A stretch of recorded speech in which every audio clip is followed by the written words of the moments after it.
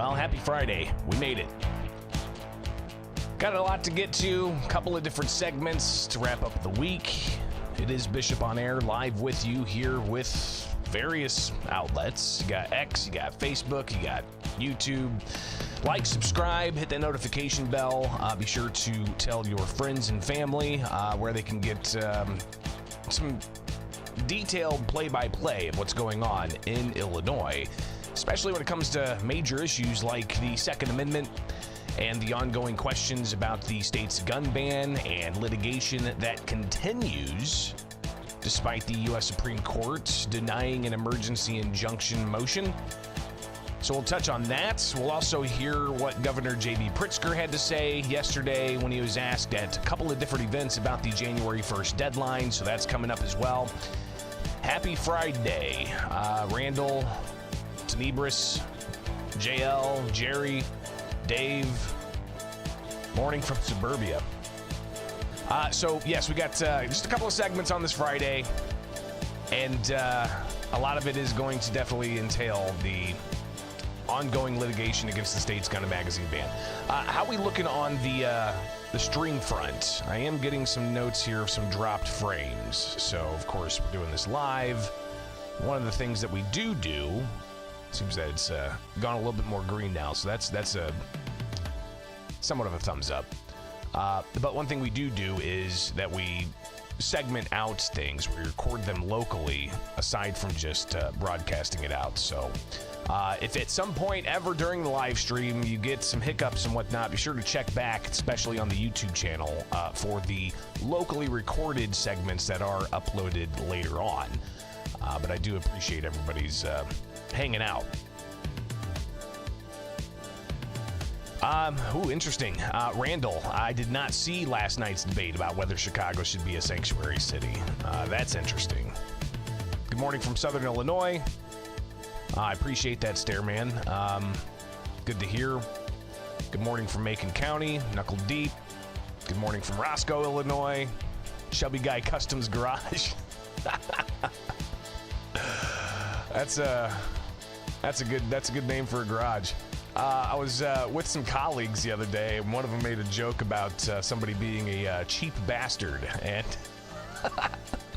I just thought that would be that'd be a good restaurant name, something to that effect. Anyways, all right, sorry, having a little bit of fun here.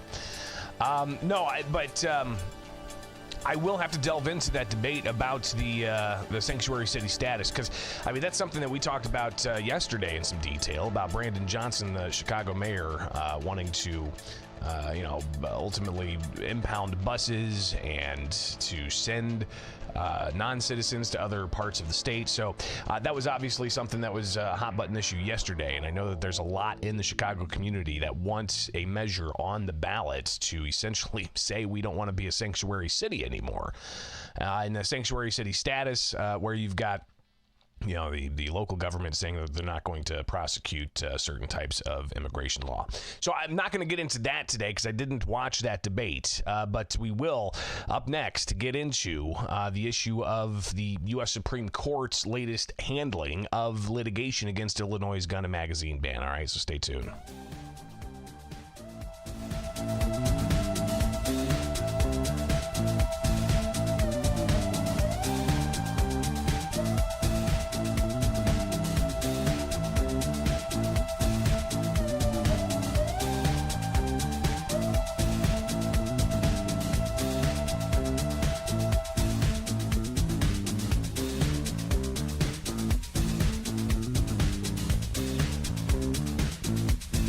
U.S. Supreme Court's denying a preliminary injunction motion to try and block the state's gun and magazine ban while the case plays out on the merits. What does this mean? I'm not an attorney, but I'll do my darndest to let you know what it could mean, especially when it comes to other litigation against the state's gun and magazine ban still pending in federal courts because the issues central to the question of the Second Amendment have yet to be fully litigated. Back at it, Bishop on Air here each and every weekday morning. Thanks for hanging out. And on this Friday, we've got a lot to tackle. Let's take a look at the Supreme Court docket for the case out of Naperville, where Robert Beavis and Law Weapons sued the city of Naperville first back in late 2022, and then they included the state whenever the state enacted a gun and magazine ban on January 10th. So you've got the case going all the way through the Northern District of Illinois. Northern District judge siding with Naperville, siding with the state of Illinois. They then went to the 7th Circuit U.S. Court of Appeals, but before that, the Naperville plaintiffs actually went to the U.S. Supreme Court to try to get an emergency injunction, claiming that they were being irreparably harmed, right? And that's one of the key issues. If an injunction is to be issued on a emergency basis, you have to prove that you're being irreparably harmed.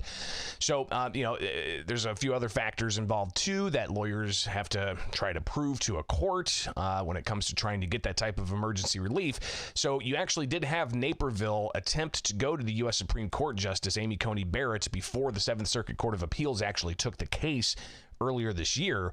And the U.S. Supreme Court sat on it for a moment, and then when you had the Southern District of Illinois with a different ruling than the Northern District, the Southern District actually gave a preliminary injunction, a temporary hold of the law while the case played out on its merits.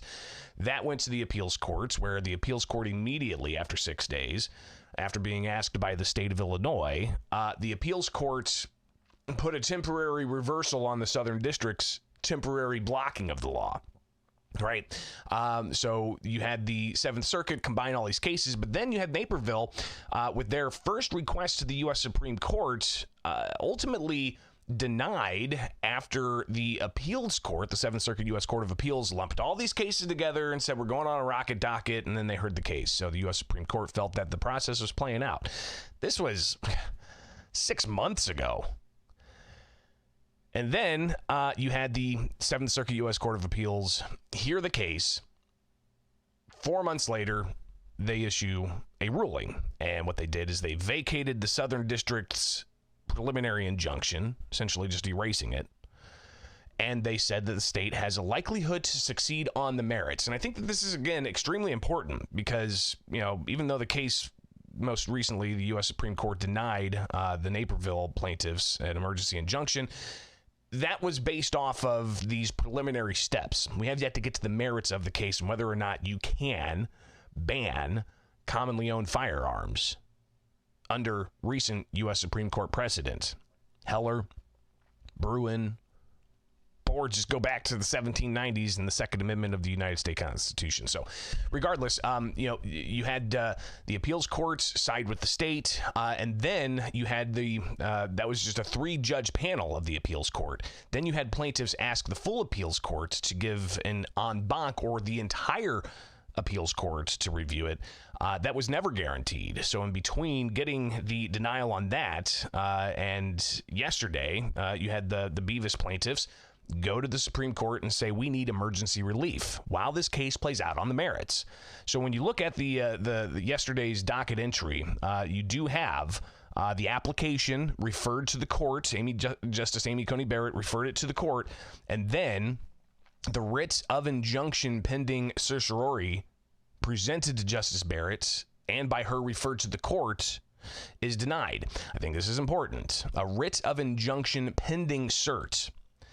So this wasn't a denial of the case on the merits. This was just a denial of an immediate injunction, an emergency injunction pending cert of the court. So if you even look at the plaintiffs and what they told the Supreme Court justice on December 11th, they spell out that they. Let me get this right here. I've got myself looking at myself here. You've got the plaintiffs telling Justice Barrett that applicants are noting that the application that they had filed for a petition for rehearing en banc with the U.S. Seventh Circuit Court of Appeals earlier today, and the circuit court and the appeals court entered the attached order denying the petition. So that was all part of this as well. So now that you have the petition for the entire appeals court denied, the U.S. Supreme Court essentially denying an emergency injunction. Hannah Hill, I do hope to connect with her at some point later on this morning, and we'll share that conversation with you if we can possibly even connect live. I don't know if we can or not, but later on I'll be able to talk with her. But she posted on social media. She's with the National Association for Gun Rights. She, of course, posted the Supreme Court denied our emergency appeal, hopefully because they're waiting for our official cert petition. The court's taken serious notice of this case twice, and we look forward to giving them the opportunity to weigh in on the merits. So that was some initial reaction. You also had reaction from the Gun Violence Prevention PAC, GPAC. They released a statement from John Schmidt, former U.S. Attorney General, who's a member of their executive board. This is a gun control advocacy group. John Schmidt said that gun rights groups continue to try to block the new law after repeated failures, and they continue to get nowhere. They asked the Supreme Court for relief before the Seventh Circuit Court of Appeals ruled on the new law, and the Supreme Court said no. The gun control group went on to say now after the Court of Appeals has upheld the law, they've gone back and asked again. Not surprisingly, the Supreme Court again said no. They finished their statement saying no amount of flailing around by losing attorneys alters the basic fact the sale in Illinois of these destructive weapons continues to be blocked completely. So that was a statement from gun control group GPAC. But you gotta be careful when you're saying they shot down the challenge. No, they just simply said no. We're not going to preliminarily give this emergency relief while the merits play out. The merits are still playing out here. Rob Romano on X, he posted this. He said they asked for an injunction pending the result of their en banc petition, which was subsequently denied. So not exactly surprising. And they note, part of the filing here, where they show that specifically plaintiffs move for the courts for entry of an injunction restraining enforcement of the challenged laws pending the disposition of their petition for rehearing en banc in the Seventh Circuit and the filing of disposition of any follow-up petition of writ. So again, this isn't based off the law. This is clearly something that is based off of these requests for emergency action. So you have all that at the U.S. Supreme Court, but then you also have in the Southern District of Illinois, we could have a ruling today on that. And this is a motion for a preliminary injunction against the January 1st deadline to register firearms. We covered that. If you missed the coverage there, check out some of the previous videos just in the past few days here with Bishop on Air on the YouTube channel, Bishop on Air. You can get all the links you need, bishoponair.com. But regardless, you can see, even looking at my Twitter page, the oral arguments that happened Tuesday in the Southern District of Illinois, and even during a status hearing on that challenge, Judge Stephen McGlynn said, listen, what the Seventh Circuit Court of Appeals dealt with was the gun ban issue, all right, and that's kind of what they're also dealing with the U.S. Supreme Court with litigation still ongoing. But in the Southern District this week, they heard oral arguments about the gun registry. So those are two different things, the gun ban and the gun registry. So we could possibly even today get something from the Southern District of Illinois to indicate, are we going to see a motion granted for an emergency injunction on the January 1st deadline, or are we going to see that motion denied? Now, Judge Stephen McGlynn just about promoted him, but Judge Stephen McGlynn, he did say he's inclined to not issue that injunction, saying it would make things even messier. But here we are. We've got less than 2 weeks before that January 1st deadline. Things are pretty messy as is. So we could see the Southern District issue some kind of ruling either today or early next week. I'll be glued to the pacer and refreshing, so we'll try to get that out to you as soon as possible once that happens. But just the top line here, the U.S. Supreme Court denied denying an emergency request for an injunction against the state's law from the Naperville plaintiffs. And again, that was just pending cert. So, yeah, it's just on that emergency injunction, has nothing to do with the merits of the law. But you also have, listen, Dan Calkins' case, even though an application was denied, and this was the case where Dan Calkins in the Illinois Supreme Court lost, but that's after he tried to get justices in the Illinois Supreme Court to recuse themselves because they took large campaign contributions from leaders of the other two branches of government. The U.S. Supreme Court, while they denied a motion to stay the law, which means to block the law's implementation while the case plays out in the U.S. Supreme Court, that was denied, but you still have Calkins' case very much alive and distributed to the Supreme Court conference. So even though you've got the denial of an emergency injunction in the Naperville case, you still have the Calkins case in the U.S. Supreme Court distributed for conference. So we'll see what happens there. That's going to be on January 5th, whenever they have their conference. So listen, we're far from any kind of finality on any of this. So I appreciate you guys tuning in and staying up to date with this. Hopefully I'm able to enlighten you a bit. I'm not an attorney. I'm not giving any kind of advice. I'm merely just covering this, lifting up the rocks where I can, and hopefully you guys are benefiting from this to a degree. So greatly appreciate you tuning in as always. Follow me anywhere, Bishop on Air, on Twitter, on X, on Facebook, on YouTube. You can also find me on Rumble, on Instagram. Posting to all these places is kind of tough. If you need the podcast, you could search that out as well. And it's something that we're doing each and every weekday morning. So I appreciate you guys hanging out. So again, bishoponair.com for all those links and more.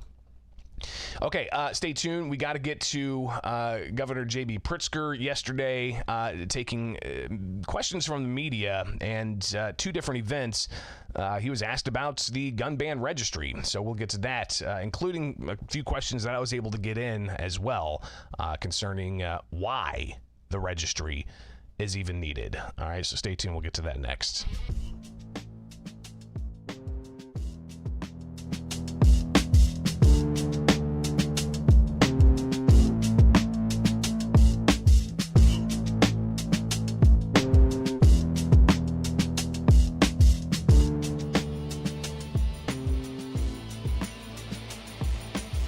On the registry, why have a registry of these firearms? Yeah, I'm not sure I understand, because what you want to do is prevent people from purchasing assault weapons in the state, and you want to make sure that you know where those very, very deadly weapons are, who owns them, when and if a crime is committed with one of them. Governor J.B. Pritzker yesterday, question I asked him about why a gun registry is necessary. And I tell you, the question why does not get asked nearly enough. You'll hear some of the questions that members of the media ask the governor. Questions like, are you confident? Or are you concerned? These are typically, close-ended questions, yes or no questions.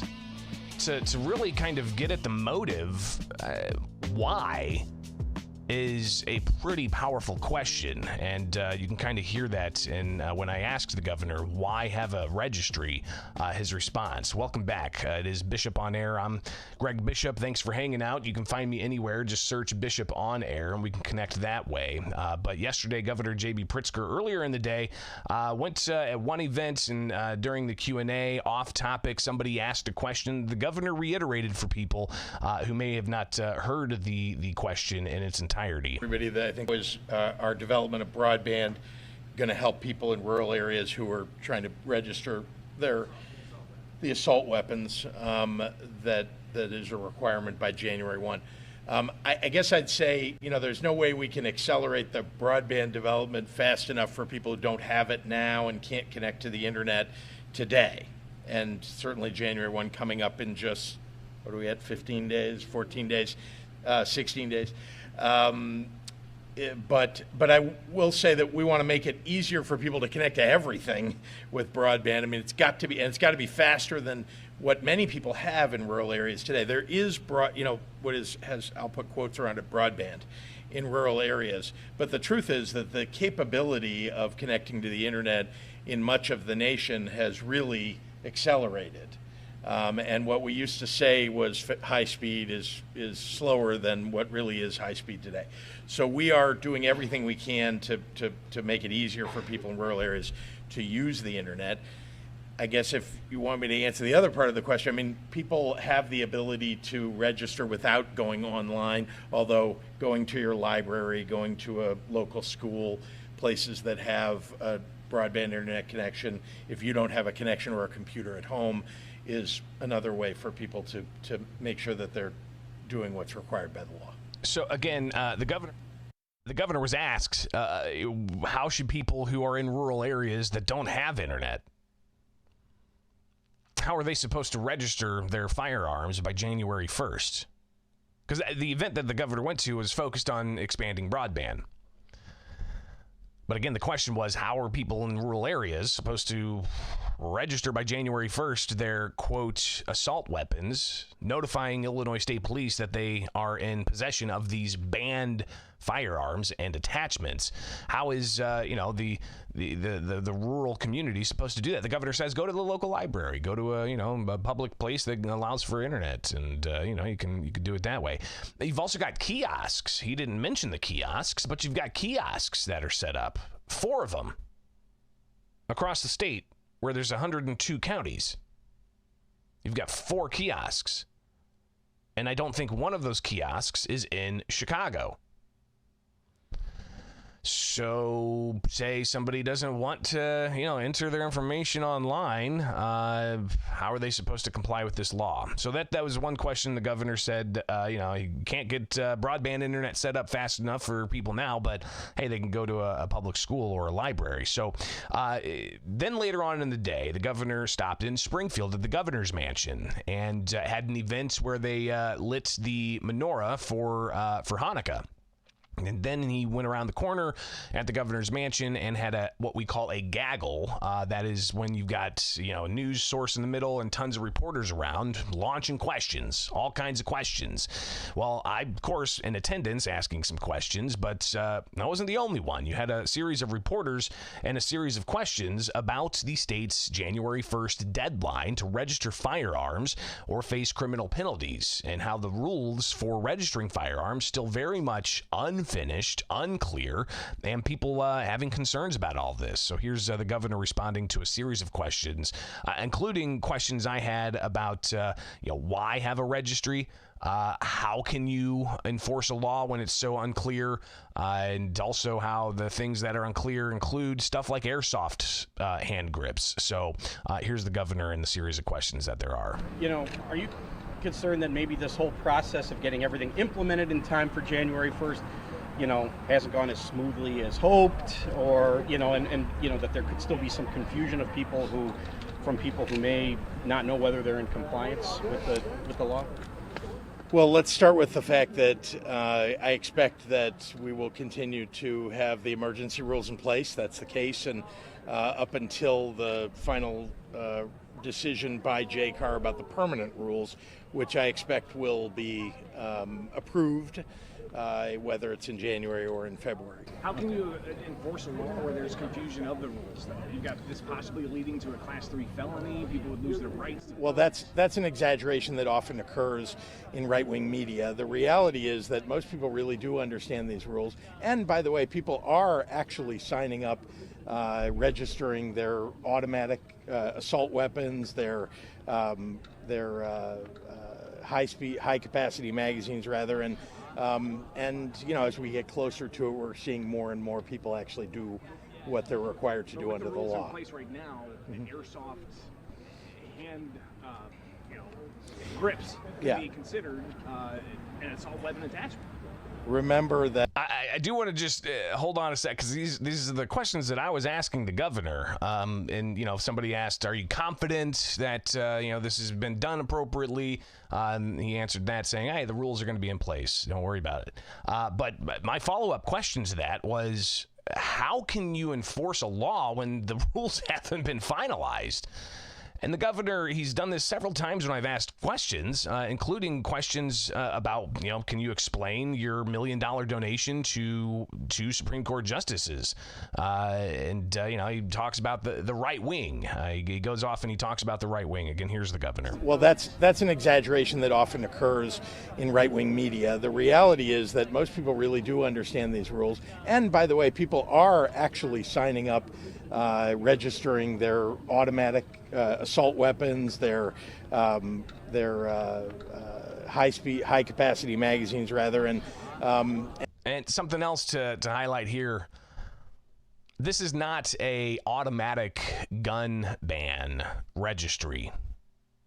This is a ban on commonly owned firearms. That's the argument that's being used in court right now. It's a ban on commonly owned firearms like semi-automatic rifles, semi-automatic pistols, semi-automatic shotguns, a variety of different types of handguns. If it's got a threaded barrel, if it's got a certain type of attachment. So the governor talks about how people are registering their automatic guns, and he also said magazines. Clearly, Illinois State Police, that's one thing that's clear in the rules. Magazines are not to be registered. So the governor talking about automatic guns and registering magazines.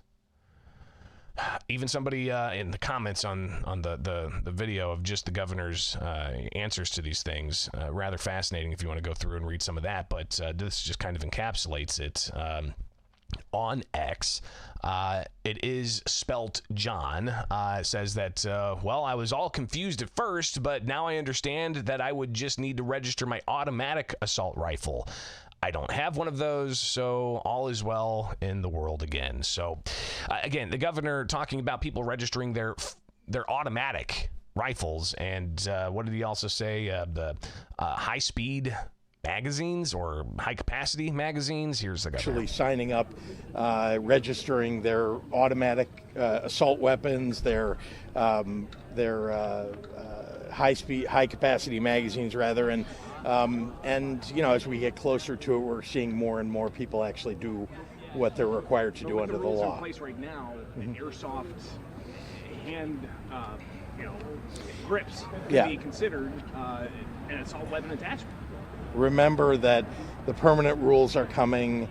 There's another meeting of JCAR coming in January. I really expect that there's a widespread understanding of what people need to do, and to the exceptions, I would just argue you'll know the answers over the next month or so. And nobody is getting charged, arrested. As you know, the first commission of a violation is a misdemeanor if it even gets charged. The second violation, however, is a felony. So I encourage everybody that has an assault weapon to actually go online or otherwise to make sure that they're registering it. So again, a couple of things here. The governor saying he doesn't think people are going to get even charged with that first offense, and that we'll all know what the final rules are in a month or two. Well, again, January 1st right around the corner. And the law is going to be the law, because we haven't seen court action to try to block, or at least orders to block the January 1st implementation date of the deadline. But he says widespread people know what they need to do. But the governor right before that said people are registering automatic firearms and high-speed, high-capacity magazines. You don't have to register your magazines by law, according to the rules that Illinois State Police have. And this isn't a fully automatic ban. People who have fully automatic weapons already register with the ATF, and that's been a law for decades. We're talking about semi-automatic firearms, commonly owned semi-automatic firearms that are banned, and if people don't tell state police, they could face a Class A misdemeanor on the first offense, and the second offense up to a Class 3 felony. So, more from the governor yesterday in Springfield, getting peppered with questions about the gun and magazine ban. The Seventh Circuit just declined to hear the appeal in bank, which opens the door for them. They're now ready to file for writ of certiorari. By the way, this was before the news dropped that the U.S. Supreme Court denied the Naperville plaintiffs a preliminary injunction while the case played out. So again, back to the question. Are you confident that this will survive the current makeup of the U.S. Supreme Court. And again, we've heard this question. The governor's going to reiterate this. Are you confident? It's a yes or no question. Are you concerned? It's a yes or no question.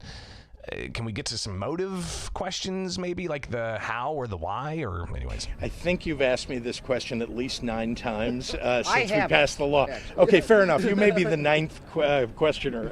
And again, also, the governor doesn't look at that questioner and say, well, that's a question that left-wing media like to get out. Close-ended. Are you concerned? Yes or no? Are you confident? Yes or no? Well, the left-wing media asks me these questions all the time. No, he of course. It's fascinating to watch this, especially firsthand, and then go back and watch some of it in replay. Of the same thing, and that's fair. I still believe that as everybody that voted on the law and voted for it, that this is not only a legal undertaking, an appropriate undertaking to keep and safeguard the people of the state of Illinois, but a constitutional one too. Governor, regardless of what the JCAR rules say now and what they could say by the 16th, we know that when people register their firearms on the state police website that are deemed assault weapons, obviously, like you've said before, we don't know of the 2.4 million people who have guns, who have assault weapons. Some people have FOID cards, don't have any guns at all. But that's right. The percentage of people who've registered, though, it really hasn't changed much. I guess the concern is that you have this law in place, and the percentage has changed a lot. It's gone up 50% just in the last 2 or 3 weeks. The number of people that have registered their assault weapons. He's not being dishonest there. It has doubled. The number of people who've registered firearms in the state of Illinois has doubled in a few weeks. It went from like 3,000 to 6,000, right? I'm looking at the latest numbers right now on the Illinois State Police website. It hasn't changed since earlier this week when we checked it. So it's still at 0.25% of total FOID card holders. All right, so 6,100 of 2.4 million, that's 0.25%. The governor's correct that it did double from the previous couple of weeks, where it went from 0.08 or whatever to now 0.25. I think is the actual percentage of FOID card holders. So the governor's not being dishonest when he says that, but it's still less than 0.5% of total FOID card holders have registered firearms. So again, back to the governor. I have concerns that more people who own assault weapons in this state are just going to ignore the law, and that there could be a lot out there are you concerned after question. January 1st when the law's in place. Of course, I'm concerned when people choose not to follow the law. But let's be clear, this law is intended to keep people safe across the state. It will, and the truth is that we have so much, frankly, to celebrate about the fact that Illinois is a safer state than many others. We're only the 9th state to pass an assault weapons ban. There's been a 10th since then, and I believe this will continue to grow across the 50 states. Whether it'll reach every state, maybe not, but ultimately there needs to be a federal assault weapons ban, and I favor that. Governor going on, taking a variety of different other questions about energy policy, about the non-citizen issue in Chicago, but I was able to get another question in, and again, just sitting back, analyzing, a Q&A with the governor, the questions that some have asked of, are you confident? Are you concerned? Are you confident? Yes or no type questions. One question I've had just seared in my head for a while is why register? This is not a closed-ended yes or no question. This is an open-ended question. When you ask somebody why, they can't just say yes or no, right? When you ask somebody why, it really is just a straight line to explain yourself. So that's one of the questions that I had is, why is this registry necessary? Here's the governor. Man, hold on a second. There you go. On the registry, why have a registry of these firearms? Yeah, I'm not sure I understand, because what you want to do is prevent people from purchasing assault weapons in the state, and you want to make sure that you know where those very, very deadly weapons are, who owns them, when and if a crime is committed with one of them. So if you haven't seen the entirety of the Q&A there, at least when it comes to the questions about the gun and magazine ban, you can go watch it without me interjecting into it. It's on my YouTube channel. Just search Bishop on Air, and we can connect that way. So a lot's going to happen still in these next 2 weeks before we get to that January 1st deadline, but clearly still some confusion. I mean, even the governor saying that people are registering automatic firearms. While they might be doing that, this isn't a automatic firearm ban. This is a ban on semi-automatic firearms. The governor says, registering magazines. That's not required by law. While magazines over certain capacities are banned, state police have clearly said that you don't have to register your magazines. And where people are going to register, you have to do it online or go to one of 4 kiosks around the states. And if you don't have the internet, I guess go to a school or a library or something the governor suggests. So there you go. The latest when it comes to Illinois' gun ban and registry. So I appreciate you guys hanging out with me each and every weekday morning. Be sure to like, subscribe, and click that notification bell. I need to work at getting these segments shorter. Unless you guys are down with it, more kind of just stream of consciousness reviews of these things that are happening, and something that I think is, we do it live. Some Bill O'Reilly memories coming back there, but appreciate the feedback. Appreciate the emails, the messages on X, the comments that are pouring in when we're doing this live. I wish I could pay more attention to that while you guys are going on, but I really do appreciate all of the interaction you guys are having with each other as well on a weekday morning. We'll be back at it on Monday. All right, some of the things we're going to be waiting for today: possible ruling out of the Southern District of Illinois on a preliminary injunction against the January 1st deadline. That could come today. Maybe we connect with the National Association for Gun Rights to find out when they're going to actually file their writ in the U.S. Supreme Court. I don't think the governor had any events today, so we'll not see him in front of a camera, but there's going to be plenty for us to cover in the couple of weeks ahead. All right, you guys are great. Love you. Have a great weekend. Be sure to like, subscribe, hit that notification bell, because I'll drop breaking news where I can. All right, but I gotta get to work. This is just my hobby, my passion. Right, I enjoy hanging out with you guys and keeping my talk show muscles flexed. But I gotta get to work now. All right, I gotta work with my crew of reporters and cover what's going on in Illinois. So have yourselves a wonderful rest of the day.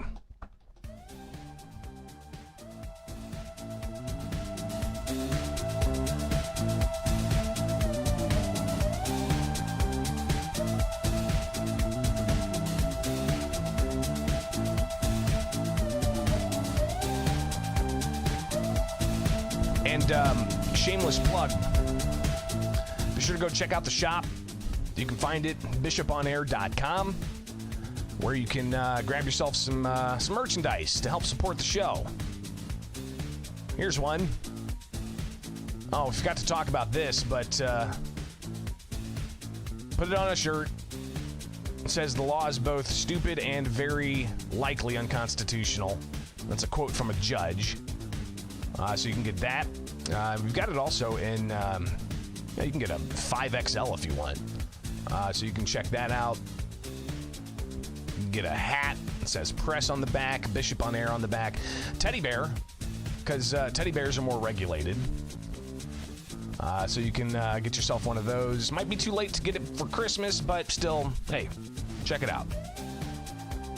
So go to bishoponair.com, see what fits your fancy, or you can just get yourself a coffee mug or a t-shirt. Plenty of other things. A pillow with that on there. How cool is that? All right, guys, have a wonderful day. We'll see you back here on Monday.